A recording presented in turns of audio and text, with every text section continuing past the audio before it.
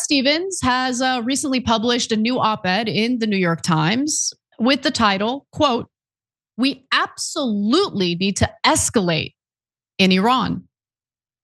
He wants the hot war with Iran. He thinks it's a great idea. He thinks now is the time. And if you're wondering, well, is he like a teenager? Does he not remember what happened in the aftermath of 9/11 when we invaded countries and it was a complete and utter disaster? Does he not remember any of that stuff? I guess not. But we'll remind him as we talk about this. First, a few excerpts from his piece. Now, he says that the possibility of Iran causing real harm to Israel is no longer a far off thought, okay? He says, "I thought of Nasrallah's words on Tuesday while watching images of Iranian ballistic missiles raining down on Israel, fortunately causing only slight damage, thanks mainly to Israel and American air defenses." I should also note, again, that Israel's air defenses are multi-layered, okay? There's the Iron Dome, there's David's Sling, and then on top of that, okay, there's I forget the name of it, but there's a third layer of defense capability that shoots down long range and intercontinental missiles. And so the sophisticated defense capabilities, along with the fact that Israel is backed by a military superpower like the United States, should maybe play into this equation about starting or escalating a war with Iran. But it doesn't seem like Bret Stephens has done any of that in his equation here. So he says, what if one of those missiles, one of Iran's missiles, had tipped with a nuclear warhead? Because Israel does have nuclear weapons. Israel is a real victim in the region, okay, because they have nuclear weapons. When you remember that they have nuclear weapons, it makes the argument that people don't want Israel to exist and they want to wipe it off the face of the earth even more clownish. It doesn't matter if people want that. It's never going to happen. Okay, it's a nuclear power. But okay, let me continue with Bret Stephens' argument here with a ridiculous hypothetical. But what if one of those missiles had been tipped with a nuclear warhead, a warhead whose construction Western intelligence agencies, even Mossad, had somehow missed? If nothing else, it would have fulfilled Nasrallah's prophecy of his fondest hopes. Okay, so based on the thought experiment and scenario that Bret Stephens has laid out, yeah, definitely, we should definitely engage in a hot war with Iran. Sounds like a great idea. Mm-hmm. He says that possibility is no longer far off. This year's Secretary of State Anthony Blinken warned that Iran was within a week or two of being able to produce enough weapons-grade uranium for a nuclear bomb. That is fascinating. John, isn't that so interesting? Mm-hmm. That we're so concerned with Iran developing a nuclear bomb. If I recall correctly, Obama signed something during his term. It was called the Iran nuclear deal. It had a different name that was more technical, but everyone refers to it as the Iran nuclear deal. Other Western allies were involved in the negotiation process. They signed on to the deal, and it ensured that Iran would not be able to develop nuclear weapons. And it provided the ability of our allies to do the necessary oversight, go into Iran and ensure that they're not developing nuclear weapons. Donald Trump took that. He's like, oh, Iran nuclear deal. I rip it up because my daddy, Benjamin Netanyahu, he doesn't like it because he wants war with Iran. Okay. Yeah. He wants the excuse to go to war with Iran. And when I say he wants to go to war with Iran, what I really mean is he wants Americans to fight that war on behalf of Israel. You think Israel's gonna fight that war? I mean, come on. This is madness. Mm-hmm. And by the way, you're gonna wipe out the current government or regime in Iran. And then what? What happens on day two? What happens on day two? You're gonna install like a puppet government? That worked out real well in Afghanistan, right? Yeah, I mean, America has done that. Yeah, but in Iran, by the way. And that's a good point. And how did that work out? How did that work out? When America gets involved in regime change, does it typically work out well for us and for the international community? Well, Bret Stephens is one of the dumbest people on the planet for urging this to happen. Yeah. Okay, and a lot of innocent people are gonna die if it does happen. He's sick. Okay, he's a sick person with a sick mind. And he somehow thinks like this is the moral thing to do. There's always going to be people getting paid to express, this point of view. There were, during the invasion of Afghanistan, Iraq, the years after, there was always David Frum and a number of others, and they'll write their books and they'll make a whole bunch of money. They'll give their speeches advocating for other people to fight and die. But when you ask, how has that worked out for us?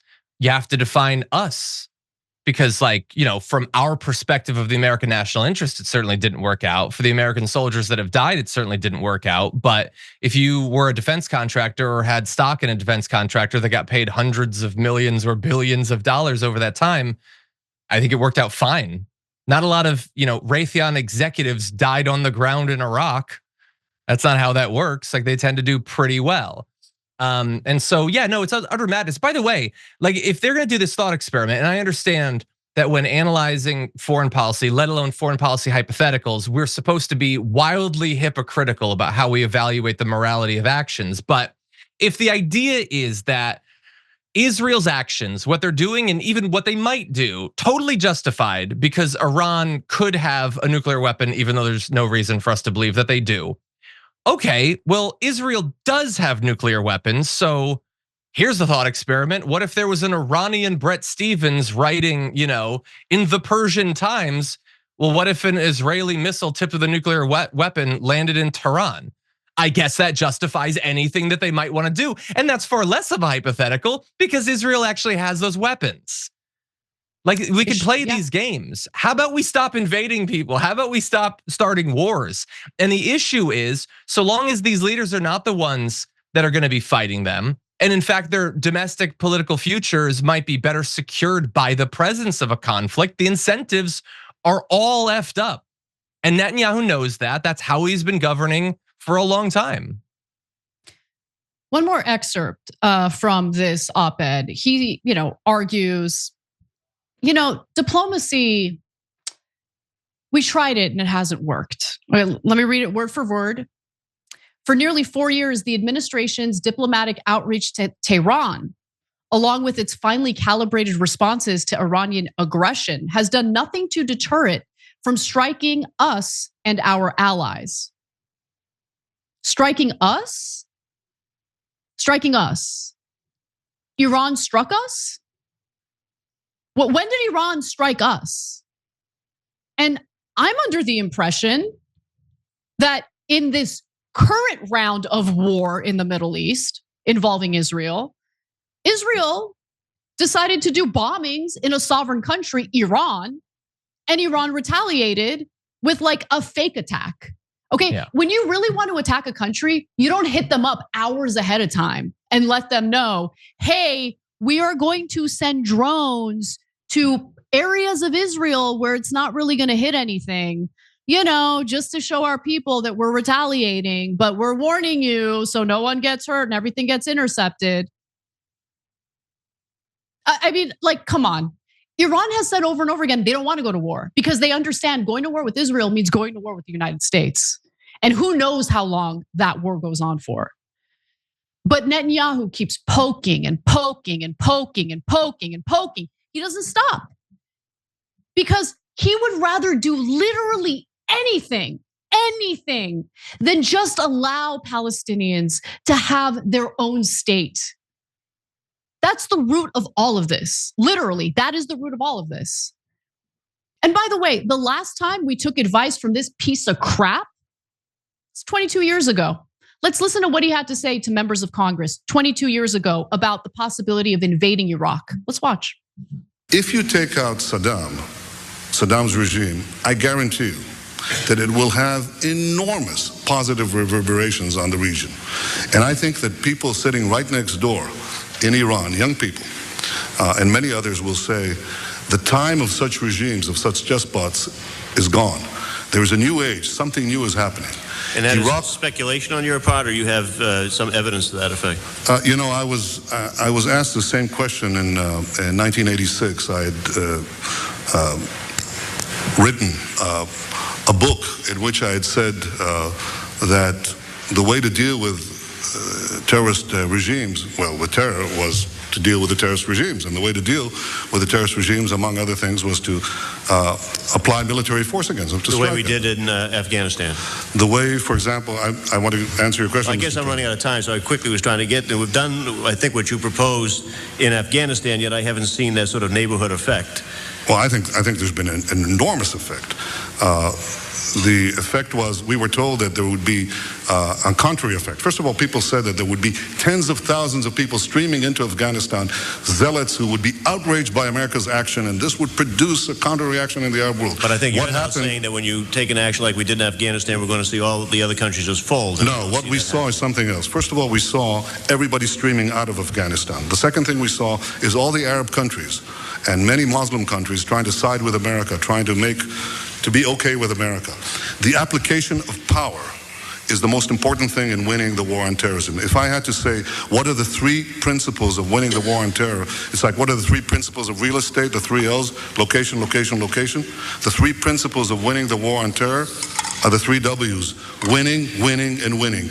The more victories you amass, the easier the next victory becomes. The first victory in Afghanistan makes the second victory in Iraq that much easier. The second victory in Iraq will make the third victory that much easier too, but it may change the nature of achieving that victory. It may be possible to have implosions taking place. I don't guarantee it, Mr. Turney, but I think it makes it more likely.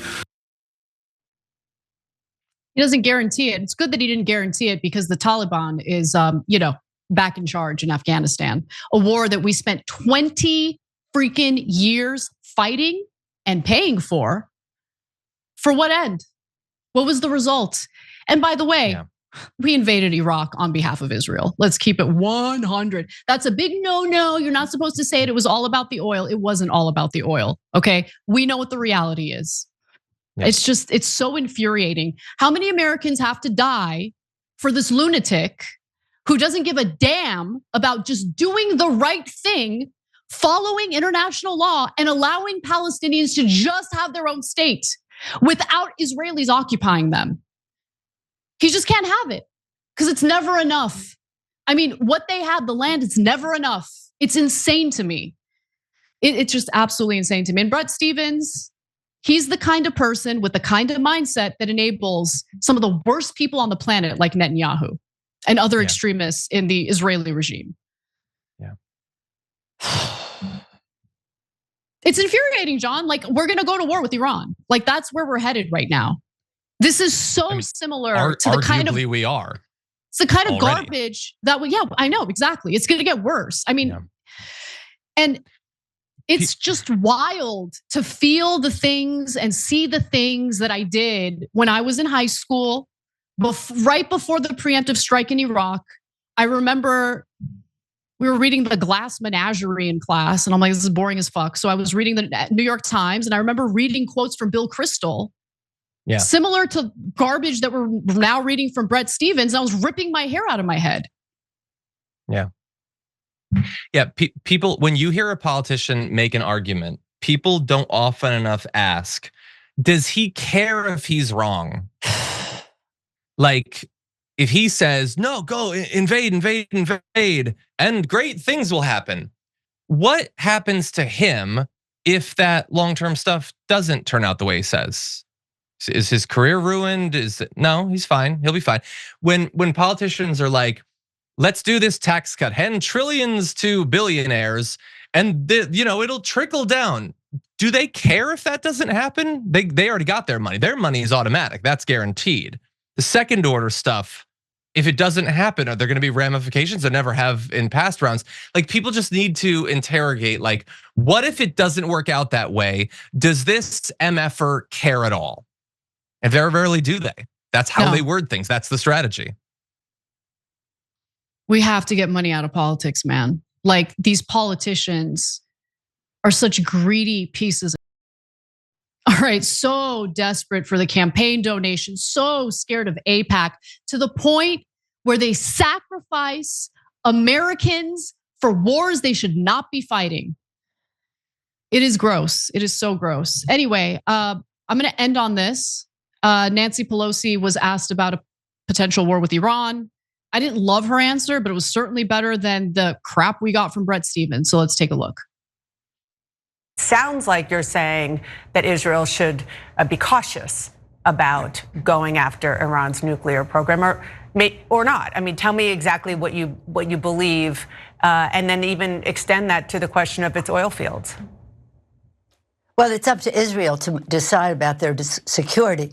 But the fact is, we are, as you said earlier, and I repeat it again, we are trying to avoid a wider war. And would that cause a wider war? To avoid a wider war.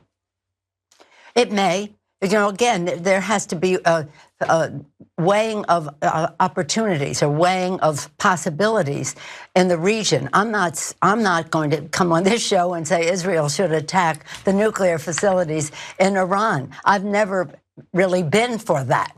I was for a diplomatic solution, which President Obama successfully put forth to reduce the nuclear capability and possibilities of Iran. And I think as much as we can do diplomatically, we should Madam do Speaker, to avoid a wider war.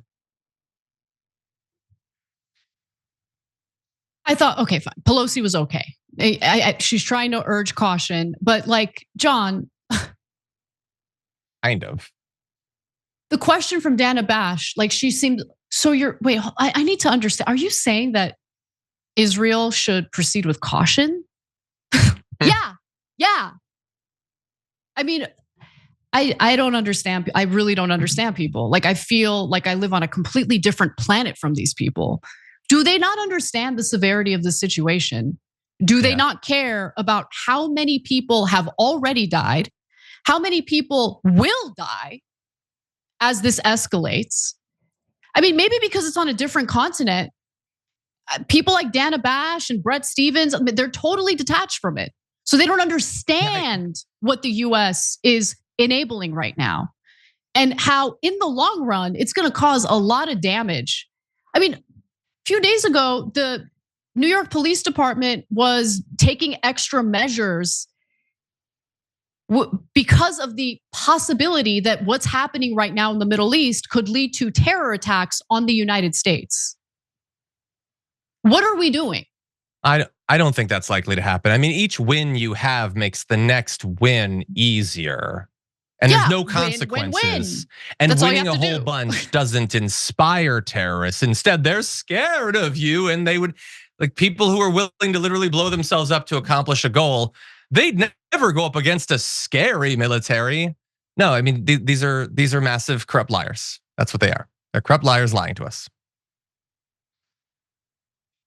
They don't believe the things they're saying, whether they're in elected office, they could be prime ministers, they could be whatever, they could be columnists for the New York Times. They get paid either way. They're not gonna suffer the consequences of this violence. You know, when we cover stories, if I advocated for something that turned out to not be great, like, I feel so awful about it. Like, I just don't understand these people.